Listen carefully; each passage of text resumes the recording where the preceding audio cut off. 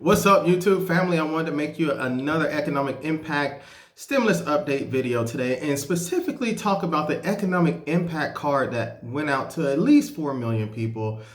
More cards are supposed to go out recently. A lot of people are receiving the envelopes in the mail that says the money card, network services, yada, yada, yada, whatever it says. It's the plain card, but everyone is starting to throw away this envelope and they're not getting it.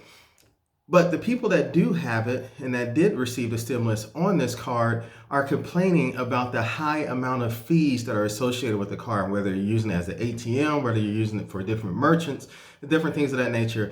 And how is that even possible? And why is that even the case? Why should there be such high fees for an economic stimulus?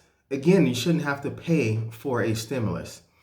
I'm going to talk about that as well as the update on a current and second economic stimulus that's potentially coming up next.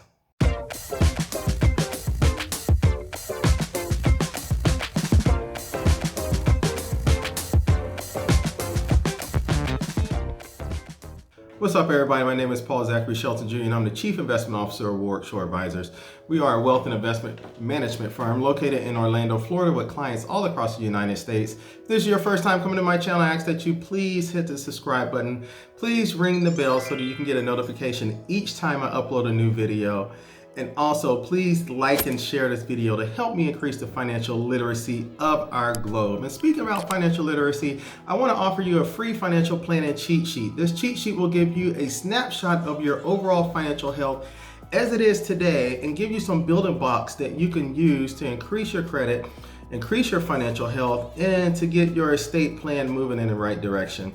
If you want a copy of that, please send me an email at the email address in the description of this video, or leave a comment below with your email address and I'll send that over to you. So let's go ahead and jump into today's topic. So as we know, many people receive the economic impact payment card or the stimulus card, however you want, the stimulus debit card, however you want to call it, in the mail, and it was coming out from two primary centers, the service center in Austin, Texas, and the one in Andover, Maryland, that were sending the cards out. All right, many people have received the cards now, and then we did learn last week that a lot of people that have been receiving stimulus checks that are still coming out in the mail, instead of receiving a check, they started to receive a card, which is supposed to be beneficial for everyone because you can receive the card and use it and spend it anywhere.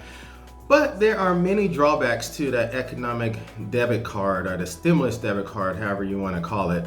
One, you have to provide a lot of personal information in order to be able to activate the card. So it's not like, you know, getting a stimulus check and you're receiving cash and you just go cash and you have the cash and you can spend that wherever you want to.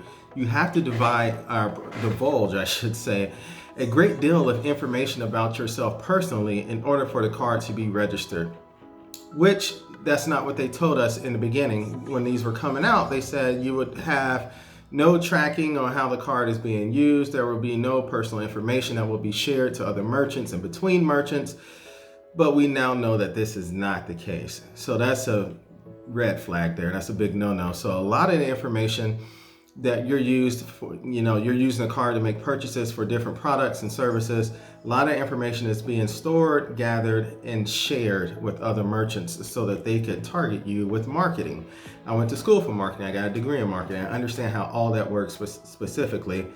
And this is horrible because this is not what the economic stimulus was for. This is not what it was designed to do. And this is not what they promised us, most importantly. Secondly, I mentioned in a video when they first mentioned the economic impact cards going out that there were a lot of fees that were associated with the card. And it's crazy that you should have to pay a fee in order to receive a stimulus. I mean, there's so many fees associated with it that if you just leave the card on there, or leave the money, I should say, on the card and use the card in your normal day spending, you're more than likely not going to, you're only going to get about 90% of what the stimulus payment actually is because there are so many fees that are coming out. If you lose the card and need a replacement, it's a $7.50 fee for that card replacement. A lot of people lost it because they didn't realize that it was actually coming to them. A lot of people were expecting a check or direct deposit, and they got this card in the mail and they were not familiar with the envelope, so they threw it away. A lot of people lost it. They had to pay $7.50 to request another one after they realized that it was lost, after they realized that they received it.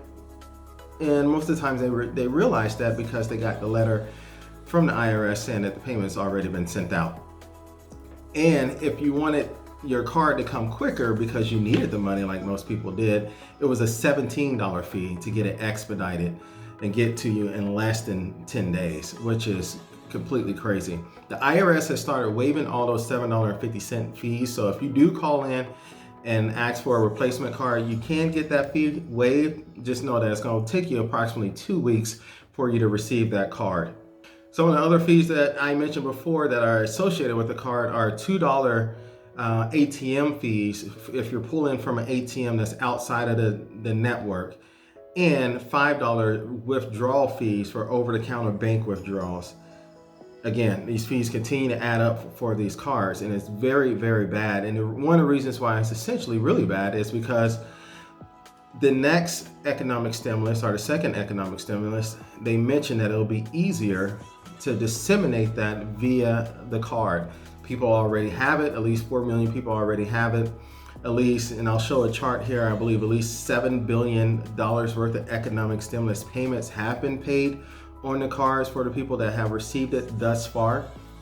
So a lot of people have the economic stimulus card. A good portion of people have it. And they're thinking about increasing the number of economic stimulus cards out there to make it easier to disseminate, or quicker, I should say, to give a second economic stimulus. However, with the amount of fees and everything associated with it, I wouldn't want the card. Just send me a check, do a direct deposit or something like that. Let's figure out a better way to do it than to put a card out there where someone, a company, a financial institution is going to make a lot of money off of the card, and merchants are going to make a lot of money and have my information and be able to send that and disseminate it around.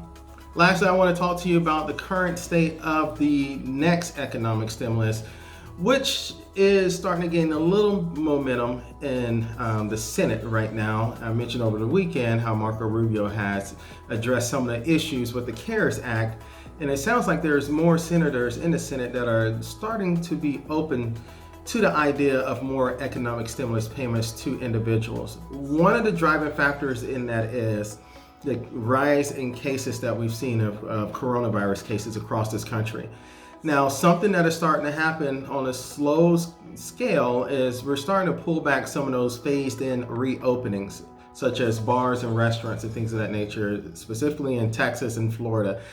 And if we continue to see that on a wide scale basis, and unfortunately, if we get to a place where they have to start issuing shutdowns again for certain counties and state levels, I should say, it's very possible that we will see another economic stimulus package come out. Although they have advised, the federal government has advised that there will not be any further shutdowns of the government on a federal level. The country will not shut down on a federal level. That does not mean that each individual state or each individual governor will not make that decision to shut down their state specifically.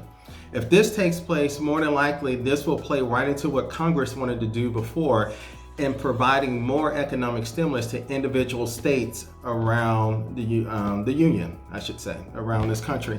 So if you provide more economic stimulus to individual states, then that will put each state in a position to potentially lend out the money directly to its citizens. The negative about this is that every state is in a different fiscal position right now. Some states have a fiscal deficit. Some states are doing quite well financially.